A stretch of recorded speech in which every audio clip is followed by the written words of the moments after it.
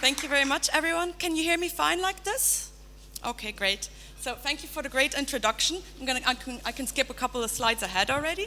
So basically, what I'm going to stress on today is, I think this is the International Animal Rights Conference, so we all believe that animal testing is cruel towards animals. I'm going to not dwell too much upon that aspect, but we need to use another argument, a stronger argument that works against animal testing, and that is that it's bad for humans as well, that it's bad science. And just to also mention a definition up front is that actually we're all animals, and this is really important to remember also throughout my talk. So animal testing is inhumane for human animals as well as for non-human animals, and this is what I'm going to show in my talk today. As already was pointed out, I'm part of Animal Rights, and we have 4 main campaigns. And I'm the campaign coordinator for Replace Animal Testing. So the burning questions that a lot of people have, and I'm afraid I won't be able to answer them all in my talk, but therefore I'm going to leave 10 minutes at the end for you. The question is, if we know that morally it's wrong, the only explanation is that it's a necessary evil. So is animal testing a necessary evil? And is it then good science? And does animal testing benefit humans? Can we prove that? And if it isn't, why are we still testing on animals? Then the big question, what are the alternatives? Because we cannot just stop if there are no alternatives, or could we? And how do we drive change? Those are the burning questions that I'm hopefully going to try and answer most of them for you. So the main one, the key question, is animal testing a necessary evil? I'm going to lend a quote by Charles Magel, who was a moral philosopher. And it goes, ask the experimenters why they experiment on animals. And the answer is, because the animals are like us. That's the scientific justification for animals, according to animal experimenters. So basically, when it suits them right, an animal behaves like us, so we can test on them. But then, why is it morally okay to experiment on animals? Because we don't want to test on humans. We think that's not moral. And then the answer is, because the animals are not like us. So then we tend to treat them as machines, without not being sentient beings. How can you go one way and not the other? On the left-hand side, you might recognize Jeremy Bentham. Probably a quote that will come through a lot of presentations was Jeremy Bentham said, it's not a question whether they can reason or whether they can talk, because animals cannot talk, they cannot describe their pain. It's a question of whether they can suffer. And all animals, non-human and human, can suffer. So that's where we should set our moral ground. And so I think we can all agree on this. Ethically, animal testing is really wrong. But that leaves us with the top quote, that there's a scientific justification that animals are the best model. And that makes it then a necessary evil. And actually, legislation, law recognizes this. In Europe, we have the best law to protect animals from animal testing. The directive for the use of animals in science requires a harm-benefit analysis, which basically asks scientists to assess whether the harm to animals in terms of suffering, pain and distress is justified by the expected outcome, and that's taking into account the ethical considerations causing them pain, and then weighing them against the ultimate benefits or the potential benefits for human beings. So scientists are only allowed to test on animals if there are benefits for humans. And it's even written out in the law. Article 10 of the directive states, this directive represents an important step towards achieving the final goal of full replacement of procedures on live animals for scientific, educational purposes as soon as it's scientifically possible to do so. So actually the law wants us to replace animal testing as well. And for more so, even Article 12 states that the use of animals for scientific or educational purposes should therefore only be considered where a non-animal alternative is unavailable. So it's actually against the law to test on animals when alternatives are available. That's something really important to remember throughout the talk. So again, to mention the concept of is animal a necessary evil, because if it's not necessary, if you remove the necessary, what are you left with? And something you'll see a lot, it's really just propaganda. It's the image there. Who would you rather save? Your child, if you have a child, or the rat? First of all, this isn't possible as such, because it's not that rat that could potentially save the life of your child, but this is what's being sold as making it the necessary evil. Without that rat, your child cannot be saved. And that's the main argument in defense of animal testing, that we need animal testing to find cures, and that without animal testing, human safety cannot be warranted. So to answer the questions, or to see whether animal testing is good science, we first have to ask ourselves, what is good science? There's a lot of things that make science good or bad, but I'm going to focus on two aspects today and show them or highlight them for you with examples. The first one is that good science has to be relevant. If you use a model, your model has to predict what you want it to, so it has to be representative of the truth behind it.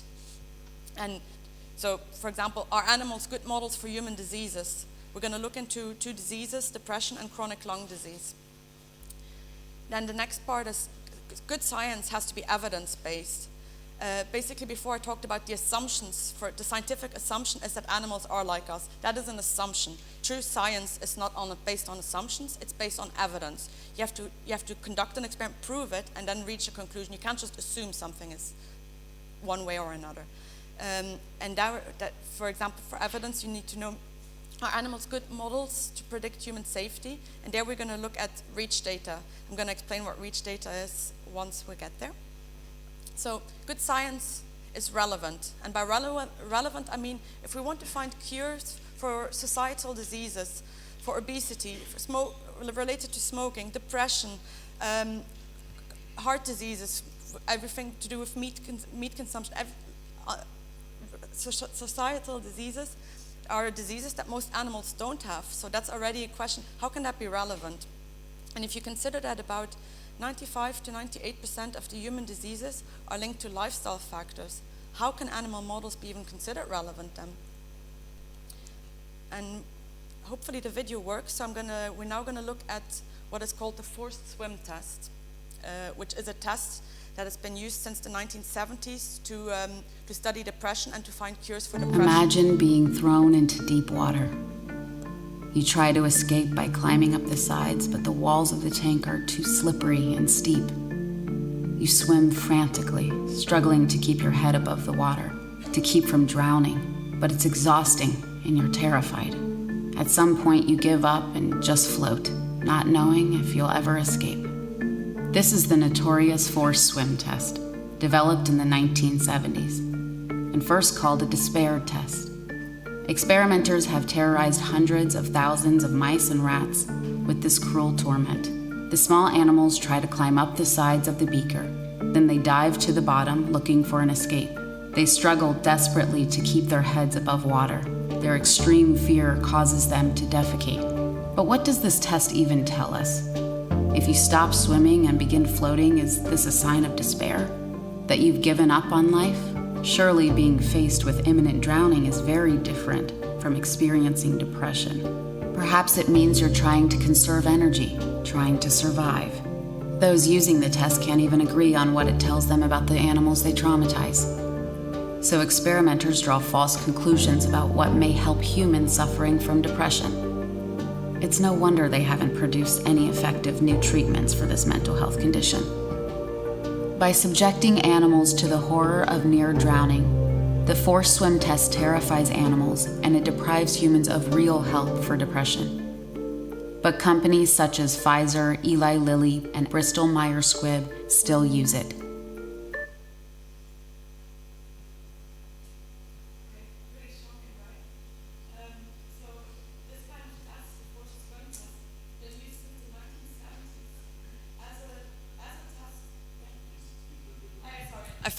Now you can hear me again. Yeah, perfect. Thanks for pointing it out. Okay, so back to the forced swim test. So it's been around since 1977. It was first introduced. Over 6,000 studies have been published on it. It was first called the behavioral despair test. Just to recap what was seen in the video. So basically the scientists came up with the assumption that if they drop a rat or a mouse in a beaker of glass, it will start swimming frantically. And when it stops swimming and it floats, that's a sign of depression. And then they started all different types of drugs. And once a drug would work and they would start swimming again, they would not be depressed anymore. And that was the reasoning. But clearly, it didn't result in good drugs against depression, because the last new class of antidepressants came on the market 30 years ago. Since then, this test has not brought up any new results. Think of this thought experiment to test the hypothesis, to be scientific about it, to test if that experiment would work or if it's doing what it should be doing. If you have a human who is depressed, drop him or her in water and see what happens to them. If they stop swimming, is that a sign that they're depressed? If they start swimming again, is that a sign that their depression is cured? I don't think it works that way. Just as it was pointed out in that video, more likely the reaction of the animals is despair, is frantic fear of death, and when they start floating, it's actually them trying to survive, and it's a mechanism to survive. That's probably also what will happen to a human, but it's got nothing to do with depression. That just goes to prove that scientists come up with an idea and they never actually test their hypothesis, whether that idea delivers what it's meant to do. And this comic illustrates this, that pharmaceutical companies are realizing this now. I'm just going to read this out because I thought it was quite striking. The forced swim test mimics the human model of depression, based on the idea that a depressed animal gives up trying to escape the water, whilst a less depressed animal will try to survive longer. So what have you learned from this experiment? That if I was depressed, I should stay away from anyone who would administer a test like this, right? And that should be a textbook example to show why animal testing is bad science. There is good news, though. I'm showing a lot of bad news, but there is good news. There are Johnson & Johnson and recently another pharmaceutical company, I think Pfizer, also ditched the forced swim test because they cannot develop any new drugs with it, so they're doing it for that reason. It doesn't work, so they stop it. So that goes to show this is not good science because it's not relevant for the problem at stake. Okay, next example. Here I'm going to show a case study on the chronic obstructive pulmonary disease. This is a disease that affects up to 10% of the adult population, and it's the third leading cause of death in the world, and it costs a lot of money also to healthcare systems. Estimated yearly costs of just under 40 billion euros. So this disease, it's a lung and airway disease, causes wheezing, obstructions, premature death, and it's often misdiagnosed also as asthma. And the main cause is smoking. Smoking. Maybe most of you thought that when it comes to tobacco products, actually there's an EU law as well that since 2011, animal testing for the production of tobacco products is prohibited. But that doesn't mean that the effects of smoking that smoking causes in humans, cancer and the likes, animal testing is still conducted to cure these diseases. So some of these images are quite old. Well, the middle one isn't, with the rats in the inhalation tube, but it's still being carried out to this date. Animals are being force-fed, literally, smoke to test what the effects could be on humans. So you can also ask yourself the question, do we need animal models? When there are billions of human cases out there, we can study the disease in the human who has it. And also there are again assumptions which we're not sure if they're holding true. In humans, this is a disease that happens not after a year or a month of smoking, but after decades of smoking. But here the assumption goes that if you give a very high dose in a very short time to the animal, that's reflective of what happens in your average human who smoked 20 or 30 years maybe and then develops this COPD disease. And another thing is that doesn't make it representative or unlikely that it's predictive for the human disease is that animals don't actively smoke. We smoke for our mouths, but the animals are actually force-fed to inhale it with their nose. Most of them are obligate nose breathers. So this is also not very reflective. But here I've got something very interesting to show related to the question of what are the alternatives. I want to stress out at this point already, I'm probably going to say it again, people always want to know what the alternative is, and they'll say, when there's no alternative, we have to do animal testing. I'll stop you right there. When the animal test is crap, when it's broken, like for depression, We don't need to keep doing it just because there's no alternative. But here in this case, I've got good news. There is an alternative, or a promising alternative, let's put it that way, that needs to be developed further. And it's called a smoking human lung on a chip. Just briefly, you probably heard of body on a chip, human on a chip, blah, blah, blah on a chip. You can do all organs on a chip, really. On the right-hand side is a representation of what this organ on a chip is. In this case, there are 4 compartments. There are the dots on the right-hand side and on the left-hand side. The yellow line and the blue line would literally be the bloodstream. That's what connects them. And this chip, you have 4 organs that are interconnected. What scientists can do there is that they actually put human cells, and they could be from a patient. They could, for example, be from a patient with lung disease. They could put these cell types, 4 different cell types. You could have lung lining, bronchiola, alveoli, heart, liver, and then these can be connected. So you can literally study the disease in a miniature format of the patient. And this here goes even further, because they're also mechanically incorporating smoking. I mentioned before the smoking of animals is, they're being force-fed the smoke. But I have a video of this too, and I want you to watch this video, because I think this is really cool, and this is a very good example for people to remember what alternatives are out there. So we're going to watch another video. If it works. Chronic obstructive pulmonary disease, commonly known as COPD, is currently the 3rd leading cause of death in humans around the world, and the major risk factor is cigarette smoke exposure. COPD is one of the major health problems today, and there are very few drugs that we can offer right now. I think it's very hard to get insight into the mechanism of this disease. One of the problems with all drug development is that we're either studying cells in isolation in a dish, when cells function totally differently when they're in the context of their tissue or their organ. And then if you do animal studies, there are ethical issues and cost issues and time issues, but one of the biggest problems is that more often than not, results that you obtain in animal studies do not predict what you see in humans when you get to clinical trials. The presence of a small airway disease in these animals actually is questionable. You cannot find the small airway pathology that is a major pathology in COPD lungs actually in mice and rodents. Also, there's a problem with animal models. The most widely used animals in research for smoke exposure, they are called obligate nose breathers. They cannot breathe through the mouth. You have to fill up the cage with the smoke, and they smoke it passively. Whereas in humans, we can do it active through the mouth, and we can also regulate the smoking topography, smoking behavior.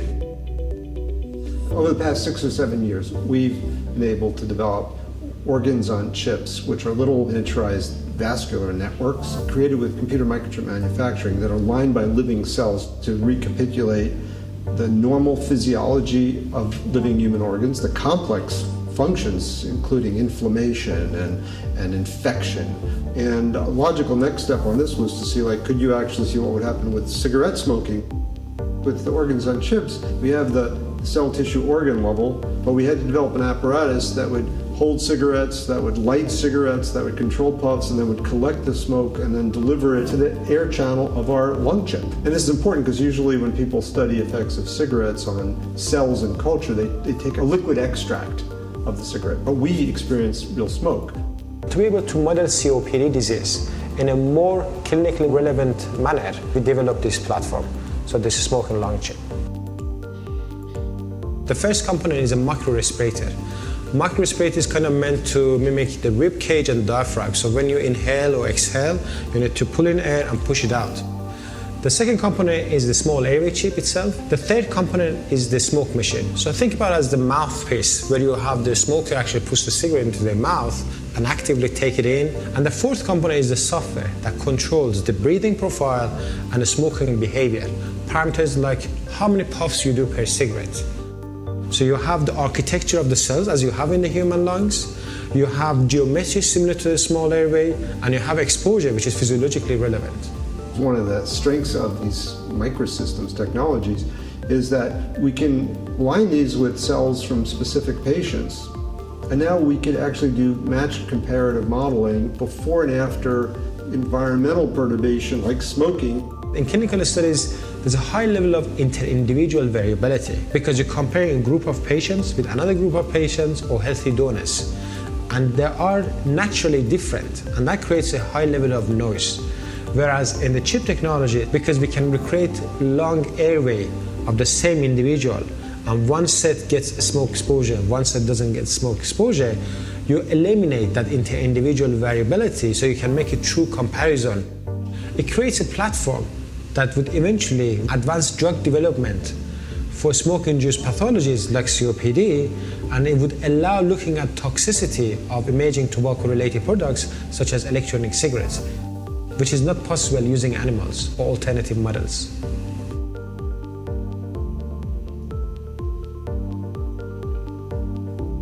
Chronic obstructive. I'm going to leave questions for later because I'm sure a lot of people have questions on this. Now coming back to good science, I think we've just seen what good science can be. It's evidence-based. But also, for science means you have to test a hypothesis.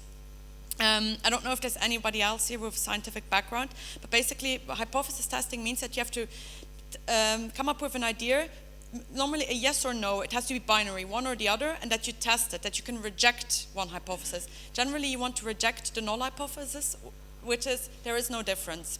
You could look at it here that maybe my hypothesis will be all swans are white, there's no difference.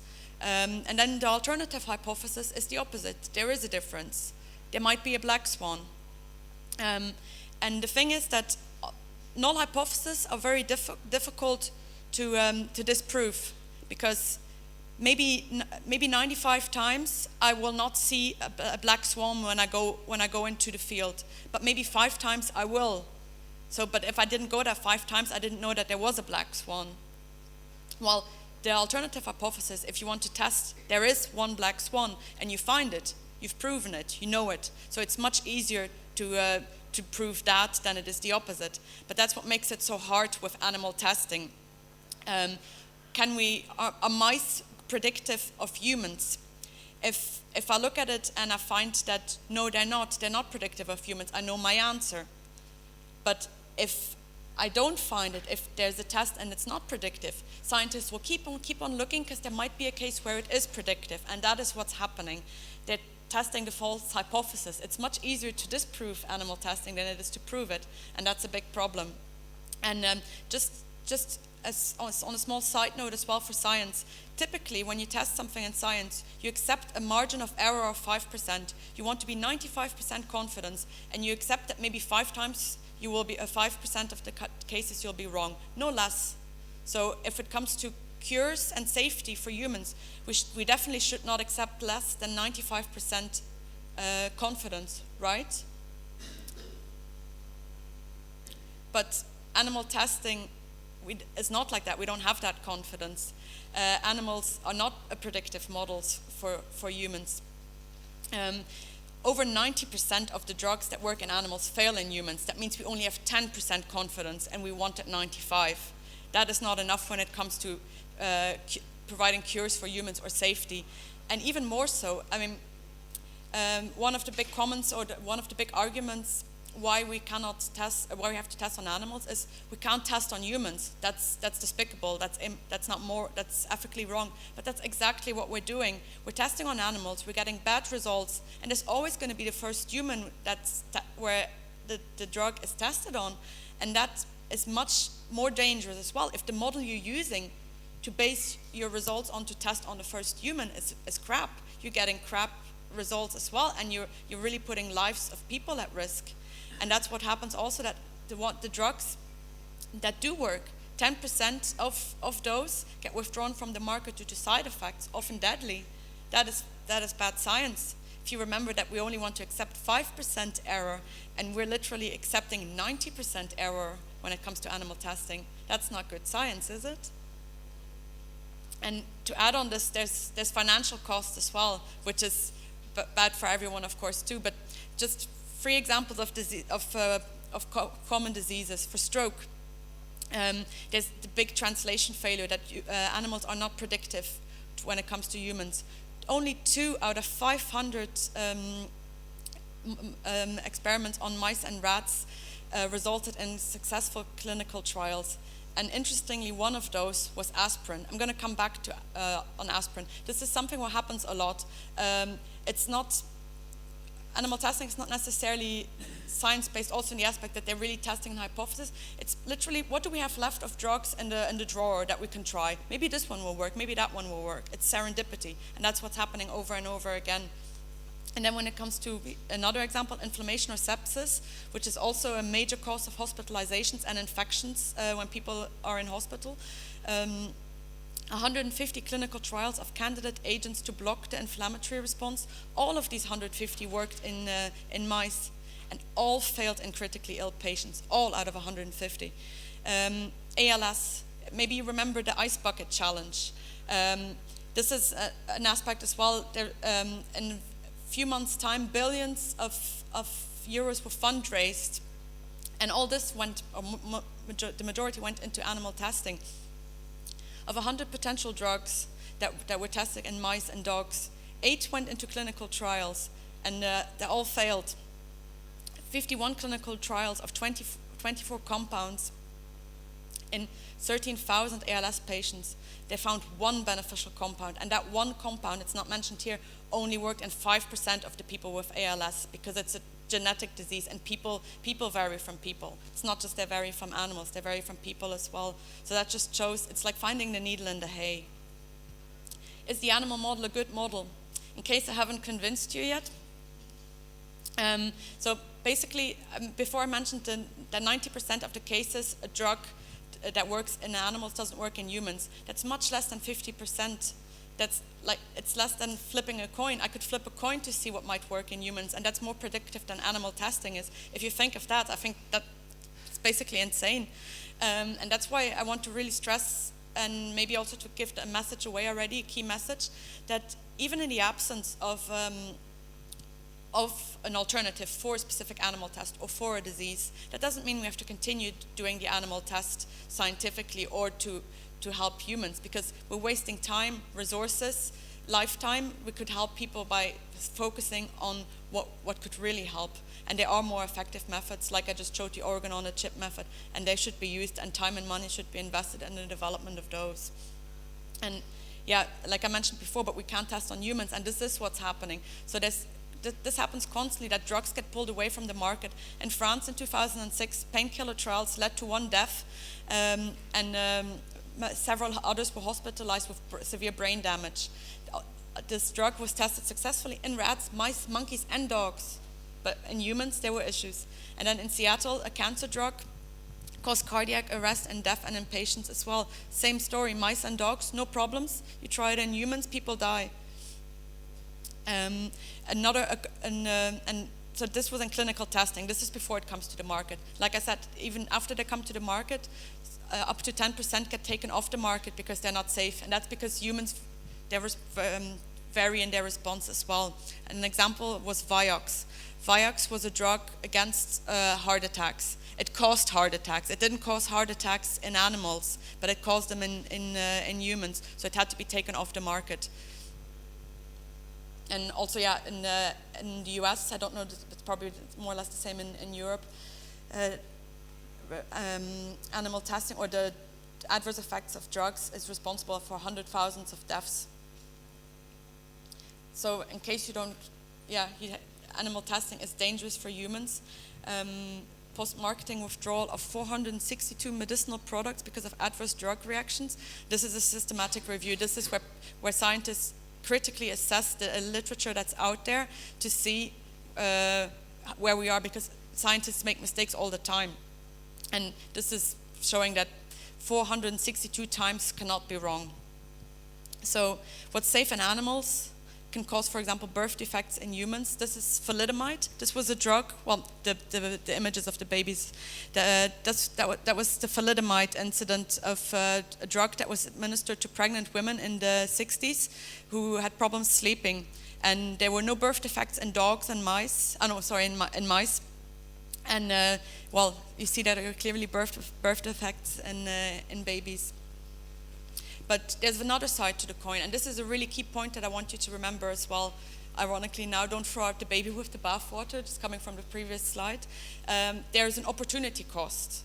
What I mean with that is that the failure to identify new drugs can be a lot due to the fact that a lot of drugs get ruled out because not everything works in animals, but what doesn't work in animals gets tossed in the bin, gets thrown out with the bathwater, and will never be tested or tried out on humans. So maybe the cure for AIDS, for cancer, was out there, but it didn't work in the animal model, so it got tossed in the bin, and it was never tried out in safe trials with humans. An important quote there is also by someone, a scientist in Nature Reviews. The number of new drugs that are approved annually is no greater now than it was 50 years ago. But we are so much more advanced in theory, and we're testing more also on animals. So how is this? We're not finding new drugs. And on another side fact of that, don't throw out the baby with the bathwater. Luckily, aspirin's been around for a while. But if we didn't have aspirin, this is just a thought experiment. Today, aspirin wouldn't be allowed on the market because it's toxic to cats. It's also toxic to dogs, so it wouldn't pass those preclinical trials with them. And also, if you do the safety tests, this is a series of standard tests that are conducted to assess safety of a chemical. And all these would indicate that it shouldn't be brought on the market. But we know it's safe, knowing the dosage. We know it's safe. But that just goes to show how we're over-predictive in one way and under-predictive in another. And we're probably missing out on loads of good treatments for humans and other animals. And we don't need animal testing to find cures. A lot of the cures that are out there have actually been discovered by chance. Like before in a previous slide I mentioned, one drug that worked for stroke was aspirin again. That's by chance. And here is also a very interesting quote. Most of the drugs associated with some degree of efficacy. Efficacy means if it works, that it does what it should do. In the treatment of neuropathic pain, such as opioids, anticonvulsants, and tricyclic antidepressants, were originally introduced for other therapeutic indications, rather than being rationally, scientifically, developed using the classic animal-based drug development process. So it's just finding the needle in the hay. Whoops, this works. Okay, great. Let's market it. Another quote, everything we know about HIV and AIDS has been discovered without relying on animal models. And yet we're still testing, we're making healthy animals sick. Monkeys are given HIV, a type of HIV that they wouldn't get in the wild, and trying to cure it. And what the cures that we have now, there were two, there's the Berlin and the London patient who've been cured of HIV. I don't know if you heard of it, and that was because of a transplant, and so that was also again a serendipity find out, and it had nothing to do with animal testing. So that goes to show. And then another thing I want to mention, the sugar mouse appeal. So, and basically a big success story for animal testing is the discovery of insulin, which was based on dog experiments. But recently, research on human cells, on human pancreatic cells, has discovered how type 2 diabetes actually arises and could potentially be treated. So, which will be a lot better than based on animal testing. And without focusing on human cells, they wouldn't have found this out. So this again goes to show it's not just we don't need animal testing. Animal testing is in the way. Okay, I'm going to have to hurry up a little bit. The vast majority of drugs, like I already said, more than 90%. No, this is another aspect. So not just the fact that 9 out of 10 drugs don't work in humans, but when they do work in humans, they only work in 30 to 50% of the people, and that is because we vary in our responses as well. That's why the key is personalized medicine, because we all respond differently to diseases. So the quintessential animal model to help humans is humans. Human relevant models. So this just goes to show here is they can now actually predict drug side effects using computer modeling, and this type of computer model was actually retrospectively able to predict that a drug could cause heart attacks, which it did, but it never got tested beforehand. So the model is better than the animal testing. Okay, I'm just going to skip this now. So this is what I mentioned before, safety testing under REACH. REACH is, it's important though to mention, it's the largest animal testing program in the world, and it's being carried out here right now in Europe. And this is to guarantee safety for humans. So everything that is on the market in terms of chemical substances needs to be tested. And this shopping list just highlights different types of animal tests that are used and the prices. So they cost a lot, they waste so much animal lives. The numbers are not out yet how much animals were used, but it goes in the millions. This is just a little bit of data that I put together. I really want to show this though. This is quite important, just to show again how animal testing are not safe for us either. So REACH uses animal data as a proxy to whether something is safe for humans. The bottom side is the rat data, which is what is used to guarantee human safety. But I looked up in an epidemiological data, which is data that caused toxicity, fatal toxicity in humans. You don't find a lot of that because there are no human tests like that, of course. But what I want to highlight there, you should have a one-to-one relationship. So where the line is, if rats are predictive of humans, they're all on the line, but they're not. And the red ones on the bottom indicate where there's no toxicity observed in rats, but very toxic in humans. And the green dots, there's toxicity observed in rats, but not in humans. So caffeine, again, if it wouldn't be around, we would say it's too dangerous and humans shouldn't consume it. So rats are not predictive of humans. And what's worse is that of all these tests, only 3% of all chemicals have been tested. And if we continue doing animal tests, it's a long process. It costs a lot of animal lives. And there as well, there is a computer software that allows to do this. And so we have, again, an alternative that works better. There's a computer model now that can test. Animal testing was 50% reproducible, while this computer model now is 80 to 90% reproducible. So it works better than animal testing. Now, why is all this? Why are animals not a good model? It's based on the idea that we share almost 90% of our DNA with chimps, mice, and we used to think that we shared 100% with our identical twin brother or sister if we have one. And that's also, well, we know now that that's not the case, but it's not DNA, it's other things, it's gene expression I'm going to show here. So it's more like how we express the genes. And there you can see that in humans and mice, there is a difference. The black is where it's the same, so they express their genes differently. So therefore the responses are different. What is a model? I just want to end also with this. A model is a simplified representation of a system that's intended to promote understanding of a real system. That's an argument that people also always use. They say that we cannot just use cell cultures because they're not a complex system, but the complex system is the problem.